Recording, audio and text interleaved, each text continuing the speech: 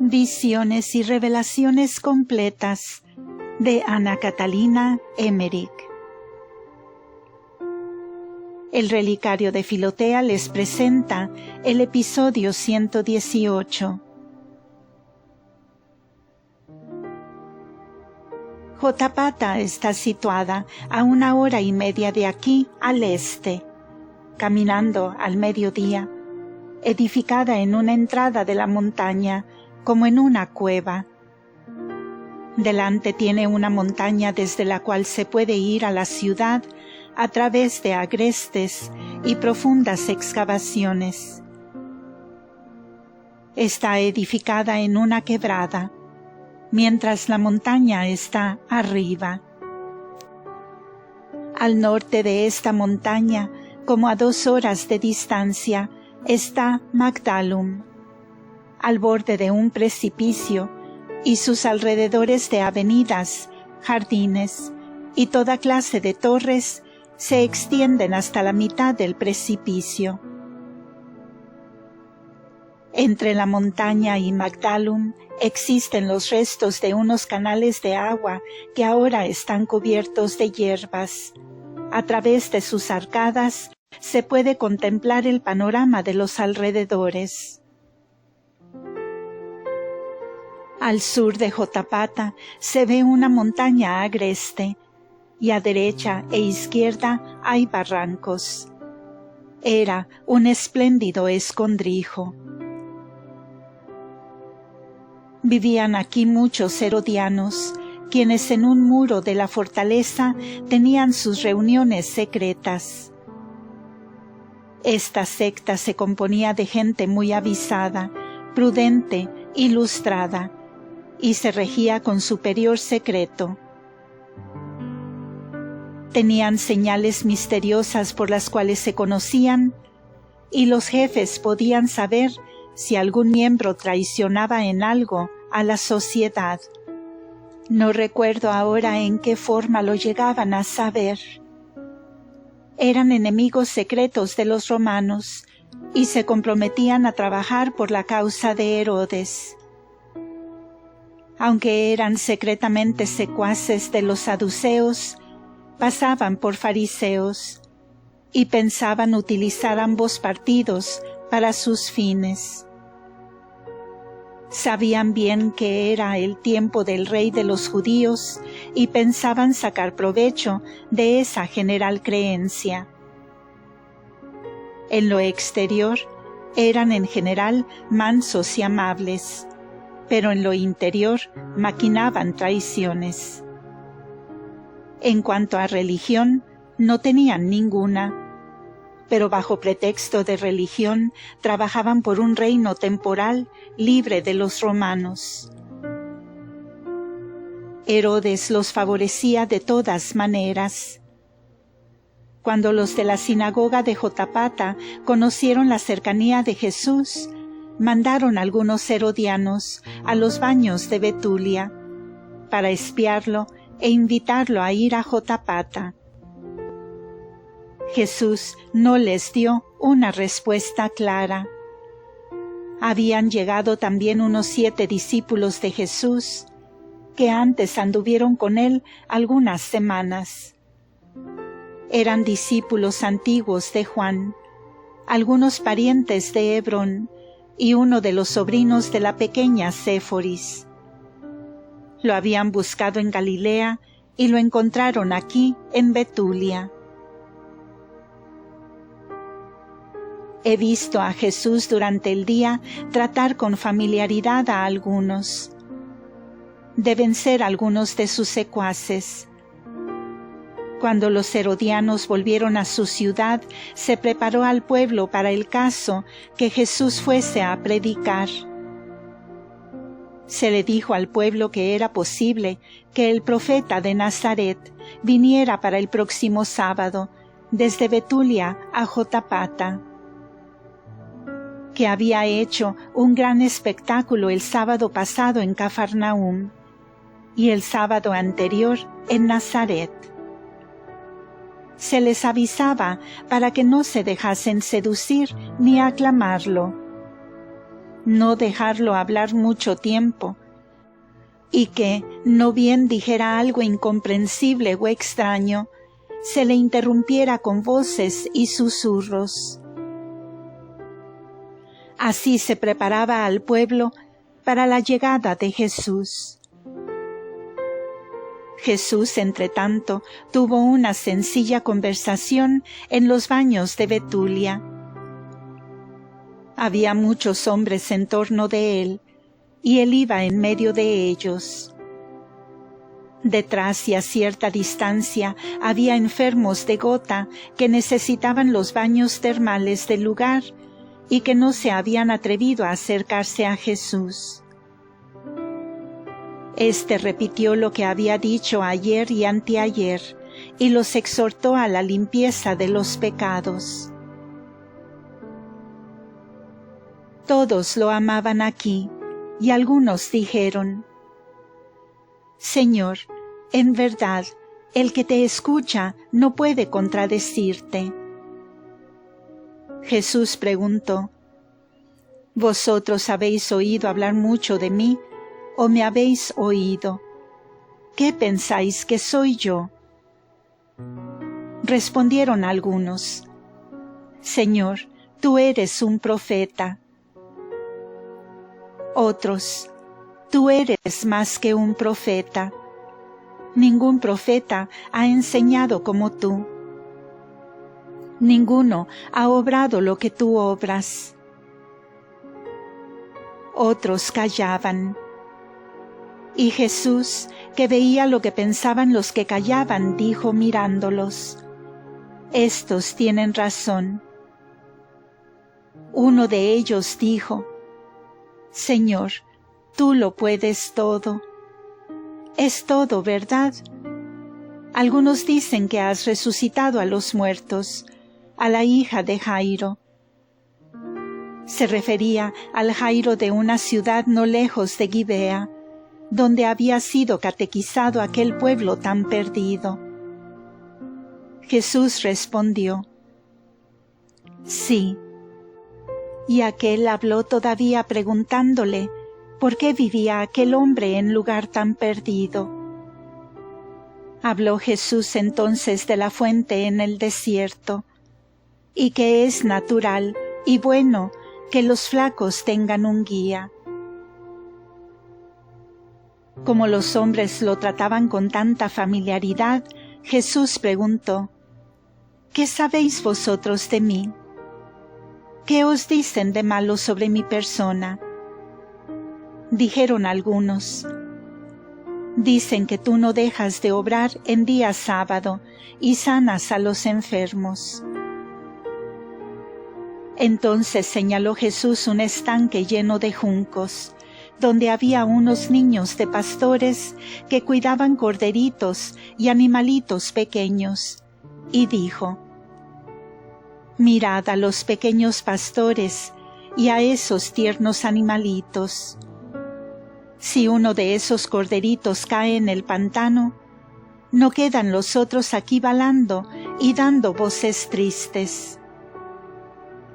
Y si esos niños no pudieran ayudar a ese corderito y pasara en día de sábado, el hijo del dueño de esos corderitos, mandado expresamente para ayudar a esos corderos y apacentarlos, no se compadecerá de esos corderos y los sacará del pantano.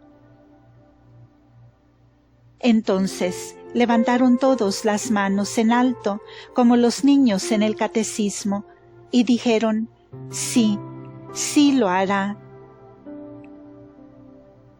Y si en lugar de ser corderitos, fuesen hijitos del Padre Celestial los caídos, si fuesen vuestros hermanos, si fueseis vosotros mismos, ¿no debería el Hijo del Padre Celestial ayudar a esos hermanos? Todos clamaron de nuevo: Sí, sí. Luego, señalando a los hombres enfermos que estaban a distancia, dijo Jesús: ¿Veis a esos hombres enfermos? No deberé ayudarlos si me lo piden en día de sábado. No deben obtener perdón de los pecados si lo piden en día de sábado. No podrán el sábado arrepentirse y clamar al cielo. Levantaron todos las manos y dijeron: sí, sí. Entonces Jesús llamó a aquellos enfermos, que se acercaron pesadamente a él. Les dijo algunas palabras de fe, oró con ellos y les mandó: extended vuestras manos.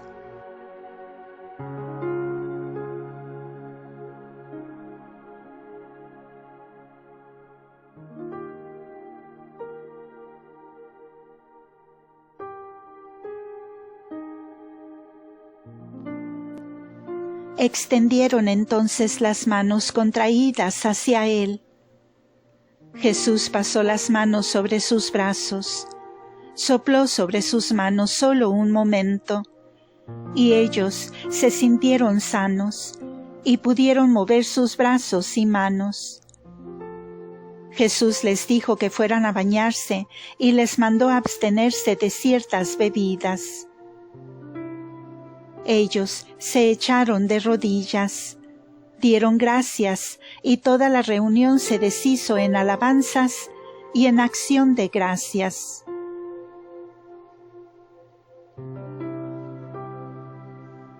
Jesús en Jotapata. Como Jesús quisiera alejarse de allí, le rogaban se quedase algún tiempo más. Se mostraban llenos de amor y se sentían muy conmovidos. Jesús les dijo que tenía que ir a otros lugares para cumplir su misión. Le acompañaron un trecho del camino en compañía de sus discípulos, y luego los bendijo y se dirigió a Jotapata, como a hora y media hacia el este. Era la tarde cuando Jesús llegaba. Delante de la ciudad se lavó los pies y comió en un albergue. Llegados a Jotapata, los discípulos precedieron y fueron a pedir las llaves de la sinagoga al jefe de ella para el maestro que quería enseñar. Acudió mucha gente. Los fariseos y los herodianos estaban llenos de expectativa para espiarlo en su enseñanza. Cuando estuvo en la sinagoga, le hicieron preguntas sobre la proximidad del reino, sobre la cuenta y el cumplimiento de las semanas de Daniel y sobre la venida del Mesías. Jesús tuvo una larga enseñanza de esto, demostrando el cumplimiento de las profecías y el término del tiempo, que era el presente. Habló de Juan y de su profecía. Dijeron ellos, en tono hipócrita, que en sus enseñanzas y modo de obrar observase los usos de los judíos, que mirase por sí, ya que sabía que Juan había sido tomado preso. Lo que él dijo del cumplimiento de las semanas de Daniel y de la proximidad del Mesías y Rey de los judíos era exacto y era también el parecer de ellos, pero que no veían al Mesías por ningún lado por donde mirasen. Jesús había declarado las profecías en general sobre su persona, y ellos lo habían entendido así, pero se hacían los ignorantes, como que no hubiesen entendido. Deseaban que él dijese claramente que era el Mesías para acusarlo. Díjole entonces Jesús: vosotros estáis fingiendo y sois hipócritas. Os apartáis de mí y me aborrecéis. Vosotros espiáis mis palabras, y queréis con los saduceos hacer un nuevo complot como en la Pascua pasada en Jerusalén. ¿Qué me estáis diciendo que me guarde de Herodes y me recordáis la prisión de Juan? Luego les mencionó a la cara todos los crímenes de Herodes, todos sus asesinatos, su temor en presencia del recién nacido rey de los judíos, su execrable matanza de los inocentes y su abominable fin, como también los crímenes de su sucesor, el adulterio de Antipas y la prisión de Juan. Habló también de la hipócrita y secreta secta de los herodianos, que están en combinación con los saduceos, y dijo qué Mesías y qué reino de Dios esperaban. Señaló en diversas direcciones y añadió: no podrán nada contra mí mientras no haya cumplido mi misión. Aún tengo que atravesar 2 veces la Samaria, la Judea y la Galilea. Habéis visto grandes prodigios en mí. Veréis aún más grandes y quedaréis ciegos, a pesar de todo. Luego habló del juicio, de la matanza de los profetas y del castigo sobre Jerusalén. Los herodianos, que se guardaban de aparecer a la luz, se pusieron pálidos cuando Jesús habló de los crímenes de Herodes y publicó los secretos intentos de la secta. Callaron y abandonaron poco a poco la sinagoga, como también los saduceos que tenían en sus manos la escuela. No había aquí fariseos. Cuando estuvo solo con los 7 discípulos y el pueblo, enseñó largo tiempo aún. Muchos estaban conmovidos y decían que jamás habían oído tal enseñanza y que Jesús enseñaba mejor que sus maestros. Estos se mejoraron y más tarde le siguieron.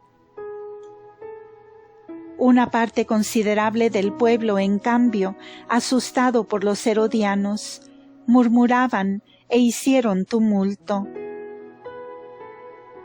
Entonces abandonó Jesús la ciudad y se fue caminando con sus discípulos hacia el sur, por el valle, y subiendo en un par de horas un campo de cosecha entre Betulia y Genebris. Entró en la casa espaciosa de un pastor del lugar. En esa casa había gente buena que ya le conocía. Las santas mujeres solían pernoctar aquí frecuentemente cuando iban camino de Betania. Y los mensajeros paraban cuando iban y venían con partes de Jesús y de las santas mujeres.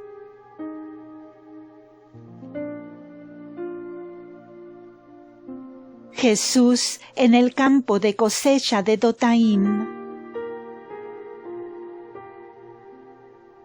Jesús enseñó aquí, en este campo, haciendo comparaciones sobre el corte, la cosecha y el atado de las espigas. Es el mismo campo donde más tarde, pasando con sus discípulos, tomó algunas espigas, desgranándolas para comerlas. Él iba de un grupo a otro de los trabajadores y hablaba del sembrador y del campo pedregoso, porque el suelo estaba aquí también lleno de piedras. Decía que él había venido para juntar los buenos granos, y contó la parábola de la cizaña entre el buen grano. Comparó la cosecha con el reino de Dios. Contaba la parábola en los descansos del trabajo e iba de un campo a otro. Los tallos quedaban allí altos. Solo las espigas eran cortadas y atadas en forma de cruz. Por la tarde tuvo una gran enseñanza delante de todos los trabajadores, terminada la cosecha en una colinita. Con ocasión de un arroyo que allí corría, habló del curso manso y tranquilo que trae bendición, de la gracia que pasa, expresando que se debe dirigir esa gracia sobre el campo de nuestro corazón. Después envió a 2 discípulos de Juan hacia Ainón, para que dijesen a los discípulos que allí estaban, se fuesen a Macherus, a tranquilizar al pueblo, pues sabía Jesús que se había producido un gran tumulto en Macherus por causa de Juan. En efecto, habían llegado muchos bautizados a Ainón.